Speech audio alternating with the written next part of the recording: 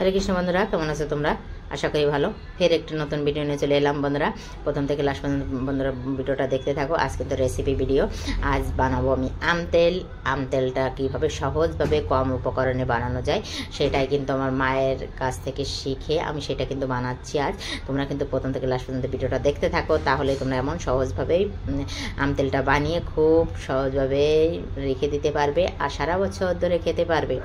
দেখো বন্ধুরা, আমি আমটা কিন্তু সুন্দরভাবে ধুয়ে ছিলে নিলাম। তারপরে কিন্তু এটাকে দেখো, ভিতরে যেহেতু আটিটা একটু শক্ত হয়ে গেছে সেই জন্য একটু কাটতে একটু অসুবিধে হচ্ছিল। দেখো পুরো আছে বটিটা, তুমি দেখলেই তোমরা বুঝতে পারছো কত ধার আছে বটিটায়। আর এই কদিন আগেও আচার দিয়েছিলাম, সেটা কাটা হয়েছে, প্লাস কচু এসব কাটা হওয়ার কারণে কিন্তু বটিতে ধার হয়ে যায়। ধরার পরে আমি কিন্তু দেখো আমটাকে কিন্তু পুরো সুন্দর করে কেটে এবারে পাতলা পাতলা করে নিয়েছি। কিন্তু লম্বা লম্বা কেমন লাগছে সেই জন্য মনে করছি আধা আধা করে দিই, একটু ছোট থাকলেই একটু সুবিধা হবে রাখতে। সেই জন্য আমি কিন্তু ছোট ছোট করে কেটে নিয়ে নিচ্ছি। দেখো, আর এমন করেই সবগুলো আম আমি কেটে রেখে দেবো, মানে একসাথে নিয়ে নিচ্ছি। আর নেওয়া হয়ে গেছে দেখো সবগুলো কাটা। আর এইটার ভিতরে কিন্তু একটু আমটা একটু শুকনো শুকনো থাকবে। আর তারপরে কিন্তু আমি এটাকে এর ভিতরে হলুদ দিয়ে সুন্দর করে লাগিয়ে নেব। পুরোগুলো মিলিয়ে আমি এবারে নিয়ে যাচ্ছি। এবারে এগুলো মিলিয়ে আমি কিন্তু করে রোদ্দুরে নিয়ে যাবো দিতে। এবার আমি চলে এসেছি, দেখো রোদ্দুরে মিলিয়ে দিয়েছি। ওটা আচারের আম দেওয়া হয়েছে।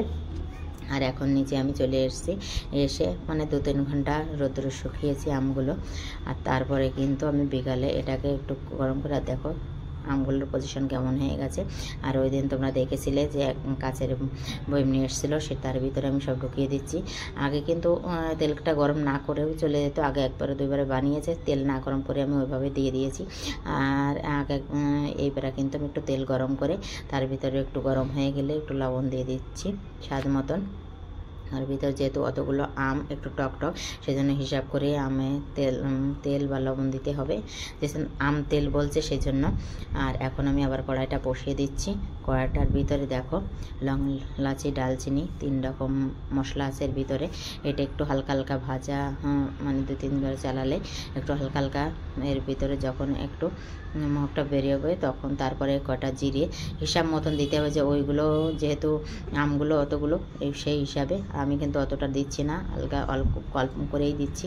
অত মাল মশলা একটু কম দেওয়া ঠিক আছে। যেহেতু আম তেল নাম, তেলই থাকবে, মশলার অংশটা একটু কম থাকবে। আর দুটো ভাজা হয়ে গেছে।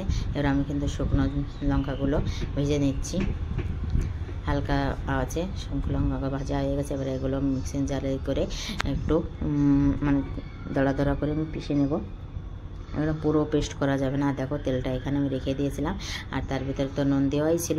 এখন কিন্তু ওর মধ্যে একটু হলুদ দিয়ে দিচ্ছি, কারণ হলুদটা আগে দিলে যদি পুড়ে যাওয়া তাহলে গন্ধ বেরোয়। আর এখন দেখো তেলটাকে একটু ঠান্ডা হয়ে গেলে যখন হাত হবে তখন কিন্তু মশলাটা ওর ভিতরে দিয়ে আমি একটু ভালো করে সাথে তেলের সাথে মিক্স করে দিচ্ছি। তোমরা দেখলেই বুঝতে পারতো কেমন। আমি আর যেহেতু আছে কাচের বয়ামের ভিতরে দেবো, সেই জন্য আমি একটু দেখে নিচ্ছিলাম যে গরম আছে কিনা অতটা, যেহেতু কাচের বয়াম ফেটে যেতে পারে সেই জন্য। আর আমি দেখে আমি ওর ভিতরে আস্তে আস্তে করে কিন্তু আমি তেল পুরা তেলই ওর ভিতরে দিয়ে দিচ্ছি আস্তে করে। আর দেওয়া হয়ে গেছে দেখো বন্ধুরা। আর সব তেল দেওয়ার পরে এখন লঙ্কাগুলো কিন্তু আমি আধা লঙ্কার ভিতর থেকে কিন্তু পেস্ট করে দিয়ে দিয়েছি।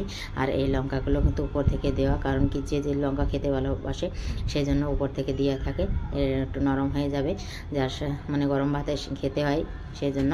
আরামসে দেখো এমন সুন্দর করে তোমরা সবাই বানিয়ে নিতে পারো আর গরম ভাতের সাথে খেতে পারো। হরে কৃষ্ণ।